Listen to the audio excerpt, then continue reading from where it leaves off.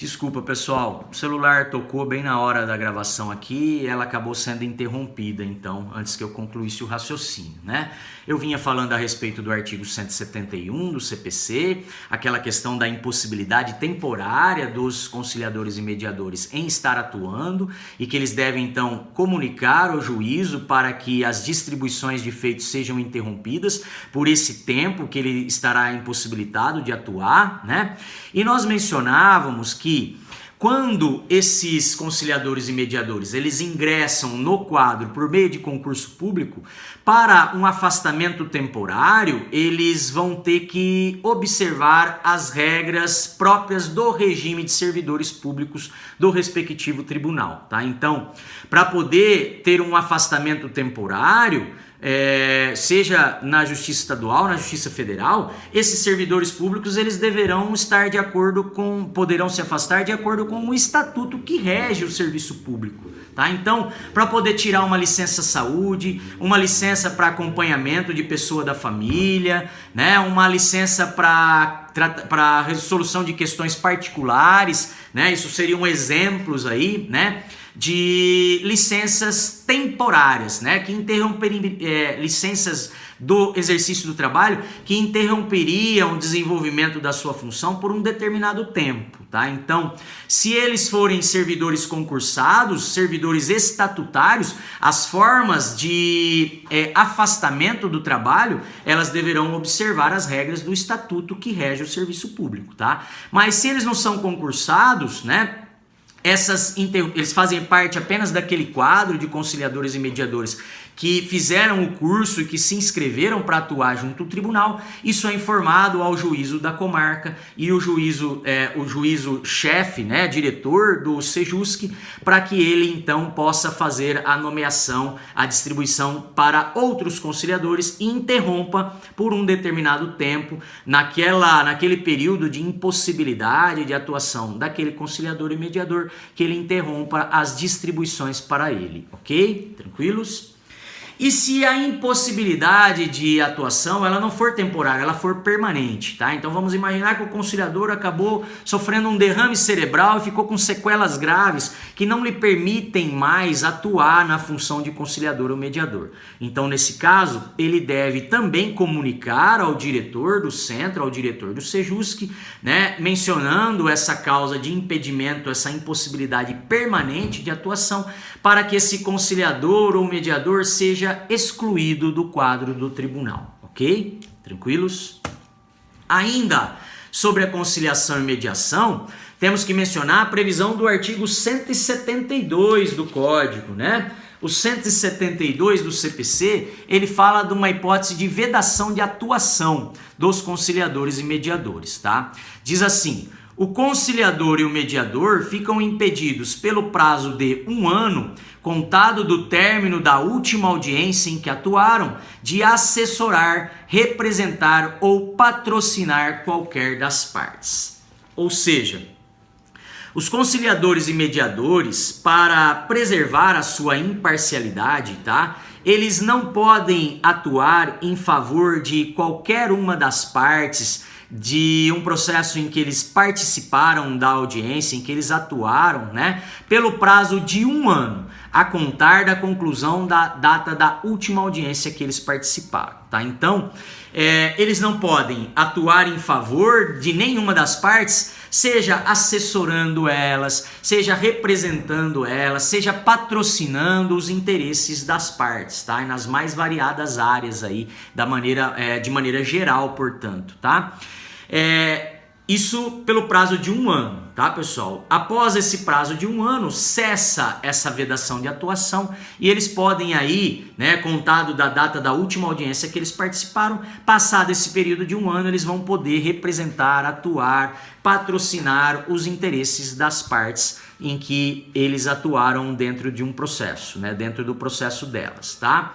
Temos ainda que mencionar que, se violada essa vedação de atuação, o ato praticado pelo conciliador ou mediador, ele será considerado nulo, tá? Então, esse assessoramento, essa representação, esse patrocínio dos interesses das partes poderão ser anulados né, em razão ali de que eles estavam impedidos de atuar nos termos do artigo 172 do CPC, ok?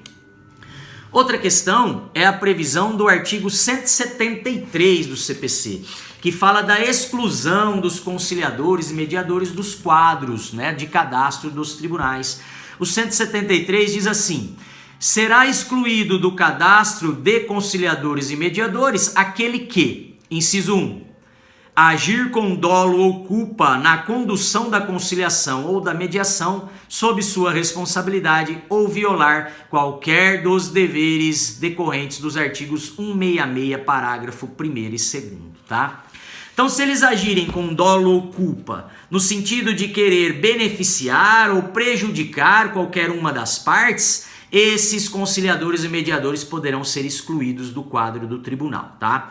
Excluídos de maneira definitiva, tá? Além disso, se eles não respeitarem aqui os deveres decorrentes dos artigos 166, parágrafo 1º e 2º, ou seja, aqueles princípios que devem orientar a atuação dos conciliadores e mediadores, ou seja, desrespeitando a questão da confidencialidade, não mantendo em sigilo o que é revelado naquele processo em que ele atuou, deixando de ser imparciais, né? Não respeitando a autonomia de vontade das partes na solução consensual dos conflitos, dos litígios. Então, se ele desrespeitar esses deveres, eles poderão também ser excluídos do cadastro do tribunal. E diz o inciso 2 que ele também poderá ser excluído do cadastro do tribunal se eles atuarem em procedimento de mediação ou conciliação, apesar de impedidos ou suspeitos. Ou seja, sabendo da sua suspeição e do seu impedimento, eles ainda assim atuam naquele processo, né, naquele feito, na tentativa da autocomposição. Então, se eles estiverem impedidos ou suspeitos, eles devem de pronto se dar por impedidos e suspeitos, se declararem assim, comunicar tal fato ao juízo, né, ao juiz da comarca, ao juiz diretor do Sejusc, porque caso eles não façam, eles vão poder responder por isso. Eles vão poder até sofrer uma pena de exclusão do cadastro de conciliadores e mediadores, tá? 173 prevê isso e o parágrafo 2º, os seus parágrafos falam até do procedimento para isso, né? O parágrafo 1º diz que os casos previstos nesse artigo serão apurados em processo administrativo, ou seja, sempre para que haja a exclusão dos conciliadores e mediadores, deverá ser aberto um processo. Tá? Nesse processo administrativo, deverá ser garantido o respeito ao contraditório e à ampla defesa também por parte dos conciliadores e mediadores. Tá? Então, deve ser feito por meio de um processo regular, um processo formal, onde seja respeitado o contraditório, onde seja respeitado a ampla defesa, né? E também deve haver uma decisão fundamentada. Tá? A decisão pela exclusão ou pela não exclusão do conciliador ou mediador do cadastro do tribunal deve ser uma decisão fundamentada, ok? O parágrafo 2º do 173, ele diz assim: o juiz do processo ou o juiz coordenador do Sejusc, né, verificando a atuação inadequada do mediador ou conciliador, poderá afastá-lo de suas atividades por até 180 dias. Por decisão fundamentada, informando o fato imediatamente ao tribunal para instauração do respectivo processo administrativo. Tá? Então, se o tribunal entender que nesse processo administrativo que vai apurar uma atuação inadequada desses conciliadores e mediadores, seja porque eles agiram com dolo ou culpa, seja porque eles não respeitaram os princípios que orientam a sua atuação, ou seja porque eles eram impedidos e suspeitos e não se declararam assim, né?